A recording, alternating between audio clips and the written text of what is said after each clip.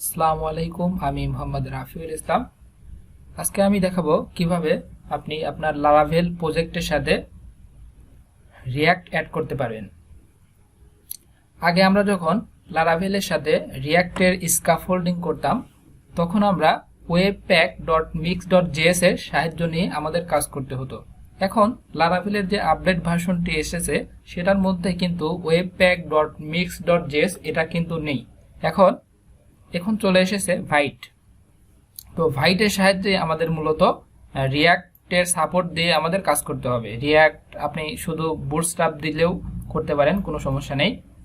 আপনি রিয়্যাক্ট, ভিউ.js এইগুলোর কাজ আপনি এই ভাইটের সাহায্যে কাজ করতে পারবেন। তো আমরা দেখি কিভাবে আমরা করতে পারি। প্রথমে আমি কিছু কমান্ড লাইন দেব। এখানে আমাদের কমান্ড লাইন দিতে হবে হচ্ছে লারাভেলের সাথে যে ভাইট সহ আর কি রিয়্যাক্ট অ্যাড করার জন্য আমাদের কিছু কমেন্ট দিয়ে আমাদের কাজ করতে হবে। একটু সুন্দরভাবে খেয়াল করুন, আমরা কিন্তু প্রথমেই এই কমান্ড লাইনটি দিয়ে নেব। এই যে কমান্ড লাইনটি কিন্তু আমাদের দিয়ে নিতে হবে। এখানে টেস্ট দেব, TST। তো এবার আমরা ইন্টার চাপবো। ইন্টার চাপলে আমাদের একটা প্রজেক্ট তৈরি হয়ে যাবে। এই যে একটা প্রজেক্ট তৈরি হচ্ছে। আমাদের কিন্তু এইভাবে কাজগুলো করতে হবে।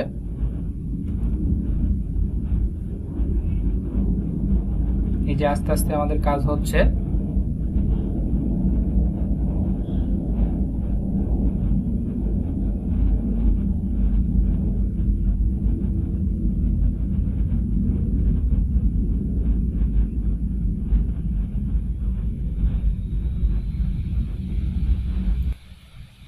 এই যে দেখতে পাচ্ছেন যে আমাদের প্রজেক্টটি কিন্তু তৈরি হয়ে গেছে। এখন আমরা এই প্রজেক্টের মধ্যে প্রবেশ করব। আমাদের প্রজেক্টের নাম ছিল লারাভেল রিয়্যাক্ট টেস্ট। প্রজেক্টের মধ্যে আমরা ঢুকলাম। ঢোকার পরে আমরা আমাদের কম্পাইলার ওপেন করি।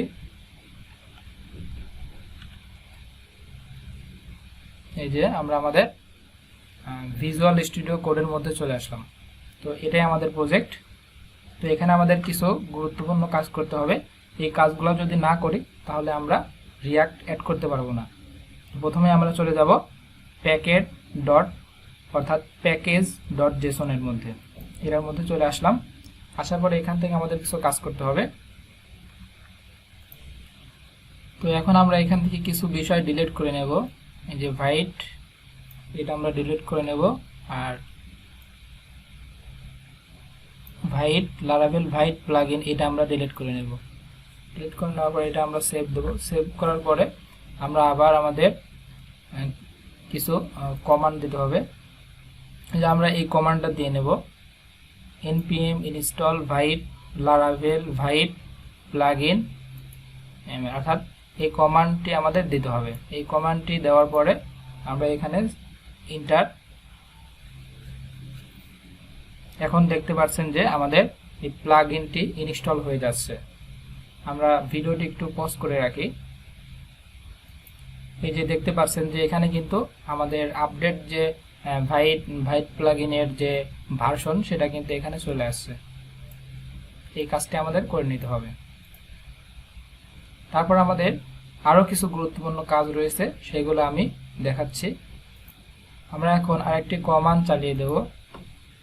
এখানে কমান্ডটি দিয়ে নিচ্ছি। এই যে দেখতে পাচ্ছেন যে npm install @vite.js/plugin react force। এই কমান্ডটি আপনাদের চালিয়ে দিতে হবে, ঠিক আছে? আমি আবার দেখছি। এই যে কমান্ডটি আমরা এখানে লিখেছি এটা আপনাদের লিখতে হবে। লেখার পরে ইন্টার প্রেস করতে হবে। আমি ভিডিওটি পজ করে নিচ্ছি। আমাদের কিন্তু এটা ইনস্টল হয়ে গেছে। এখন আমাদের আরো কিছু কাজ করতে হবে, সেগুলো দেখাচ্ছি। আমাদের এখন এই কমান্ডটি চালিয়ে দিতে হবে। এটা আপনারা সুন্দরভাবে দেখে নিন। এই কমান্ডটি আমাদের চালিয়ে দিতে হবে।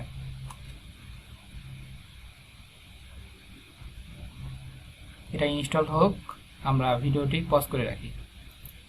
আমাদের ইনস্টল কিন্তু হয়ে গেছে।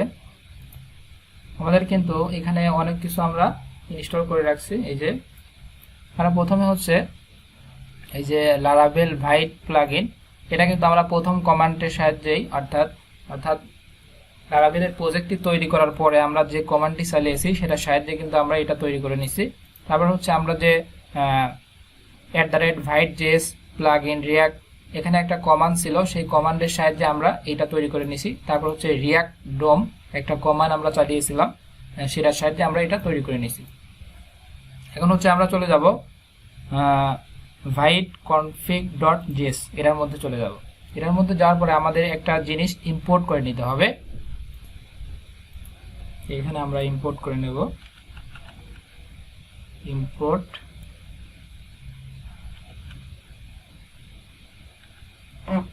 react from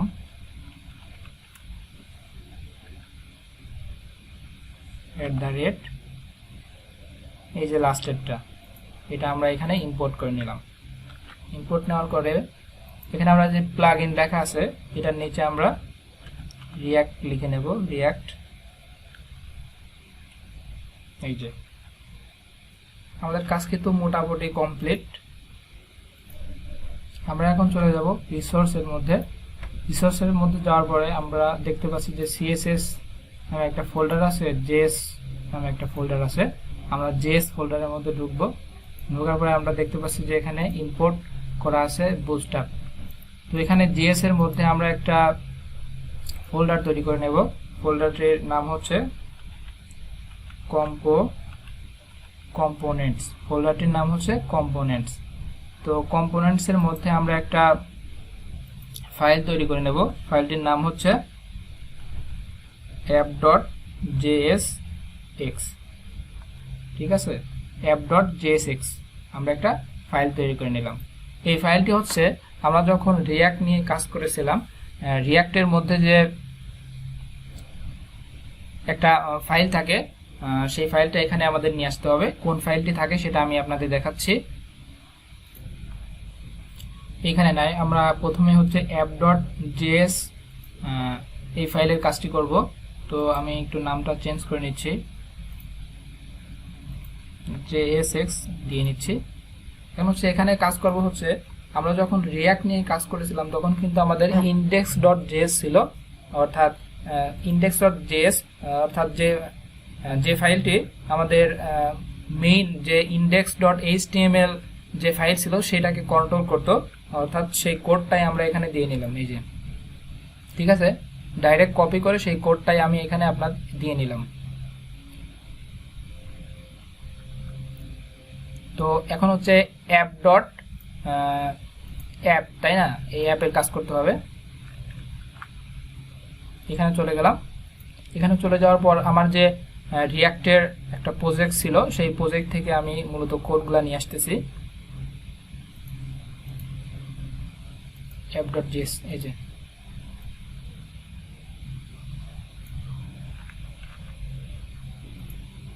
আমি এখানে নিয়ে আসলাম। নিয়ে আসার পরে আমি এখানে নাম লিখে রাখছি, আমার নামটা এখানে লিখে রাখি, রফিউল ইসলাম রবিন খান।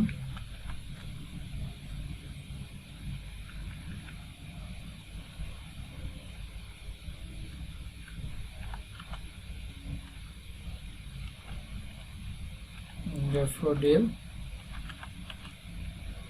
NATION National University। আমরা এখানে কিছু একটা লিখে রাখলাম। তো এটা লেখার পরে এটা হচ্ছে app.jsx, তাই না? এটাকে আমাদের এইখানে ইম্পোর্ট করে নিয়ে আসতে হবে। এই যে আমরা মূলত এখানে ইম্পোর্ট করে নিয়ে আসছি, এই যে দেখতে পাচ্ছেন যে ইম্পোর্ট ফর্ম। তো এখানে ডাইরেক্ট আছে, এটা মূলত আমাদের এই app.js মূলত কম্পোনেন্টের মধ্যে আছে, এই জন্য আমাদের কম্পোনেন্টস লিখে নিতে হবে, কম্পোনেন্টস। তারপর হচ্ছে এই যে এটা ওকে হয়ে গেল, আমাদের ইম্পোর্ট করা কিন্তু হয়ে গেল। আমাদের এখন যে ভিউ, এই ভিউ এর মধ্যে কিছু কাজ করতে হবে। তো ভিউ এর মধ্যে আমি চলে গেলাম। এখানের কাজ কি কমপ্লিট হয়েছে? তো এই যে রুট ফাইল, হ্যাঁ এখানে কমপ্লিট হয়েছে। এখন আমরা চলে যাব হচ্ছে ভিউ এর মধ্যে। এই যে ভিউ এর মধ্যে চলে আসলাম। আসার পরে এখানে আমরা কি করব, এখানে আমরা যে আমাদের রিয়াক্ট নিয়ে কাজ করার সময় আমাদের যে index.html নামে একটা ফাইল ছিল, এই যে মেইন ফাইল, এটা আমরা কপি করব। এটা কপি করে নিয়ে আসবো এখানে। নিয়ে আসার পর এখানে আমরা পেস্ট করে দেব। তো এটা আমরা এখানে পেস্ট করে দিলাম। পেস্ট করে দেওয়ার পর এখানে কিন্তু আমাদের কাজ প্রায় শেষ। আমাদের এখানে কিছু বিষয় সেট করে দিতে হবে, সেটা হচ্ছে যে ভাইট রিয়াক্ট রিফ্রেশড, আর আরেকটা বিষয় সেট করে দিতে হবে হচ্ছে রিসোর্স সিএস অ্যাপ.css, অর্থাৎ এই যে রিসোর্স ফোল্ডারের মধ্যে যে কোথায় রিসোর্স ফোল্ডারের মধ্যে যে সিএসএস ফোল্ডার আছে, ফোল্ডারের মধ্যে যে অ্যাপ.css ফাইলটা আছে, সেই ফাইলটা আমরা এখানে সাপোর্ট দিয়ে দিলাম, এবং জেএস এর মধ্যে যে app.jsx ফাইলটা আছে, এই ফাইলগুলো আমরা এখানে সাপোর্ট দিয়ে দিলাম। সাপোর্ট দেওয়ার ফলে হবে কি, আমাদের কিন্তু প্রজেক্টে আমরা কাজ করতে পারবো আর কি। আমরা যদি সিএসএস এর মধ্যে কোনো কিছু লিখি, আমরা বডির ব্যাকগ্রাউন্ড দিয়ে নিচ্ছি, ব্যাকগ্রাউন্ড কালো দিয়ে নিলাম। এর হচ্ছে আমরা একটা সিএসএস লিখলাম, ঠিক আছে, সিএসএস লিখলাম, আর এখানে হচ্ছে ওই সিএসএস গুলা আমরা এখানে সাপোর্ট দিয়ে দিলাম, ঠিক আছে, ওই সিএসএসটাকে আমরা সাপোর্ট দিয়ে নিলাম। আমরা জাভা স্ক্রিপ্ট লিখলেও ওই জাভা স্ক্রিপ্টটাকে আমরা এখানে সাপোর্ট দিয়ে রাখছি। আমরা যখন এই সিএসএস এবং জাভা স্ক্রিপ্ট কোড লিখব, তখন আমরা খুব সহজেই আমাদের প্রজেক্টে কোডগুলা সুন্দরভাবে দেখতে পারবো। আমি এখন এটা সেভ করে নিচ্ছি। আমরা এখন এই কমান্ডটি চালিয়ে দেব, npm run diff। তো এটা চালিয়ে দিলাম। তো এখন দেখতে পাচ্ছেন যে এটা চলে আসছে এখানে। একটা বিষয় আপনাদের খেয়াল রাখতে হবে, আপনাদের কিন্তু npm run diff এই কমান্ডটি চালিয়ে দেওয়ার পরে এই ফাইলটি, অর্থাৎ যে উইন্ডো ফাইলটি আপনাদের আর ডিলিট করা যাবে না, এটা আপনারা মিনিমাইজ করে রাখবেন, ঠিক আছে। যদি আপনারা এটা ক্যান্সেল করে দেন, তাহলে কিন্তু এই প্রজেক্টটি আর কাজ করবে না, ঠিক আছে। তো এটা আমরা মিনিমাইজ করে দিলাম। তারপর হচ্ছে আমরা অন্য একটা ফাইলে যাব, অন্য একটা ফাইলে গিয়ে আমরা php artisan serve enter press করলাম। এখন হচ্ছে আমরা এই ঠিকানার মধ্যে যাব। তো আমরা এখানে এখন ক্লিক করব এই যে এই ঠিকানা, ফলো লিংক।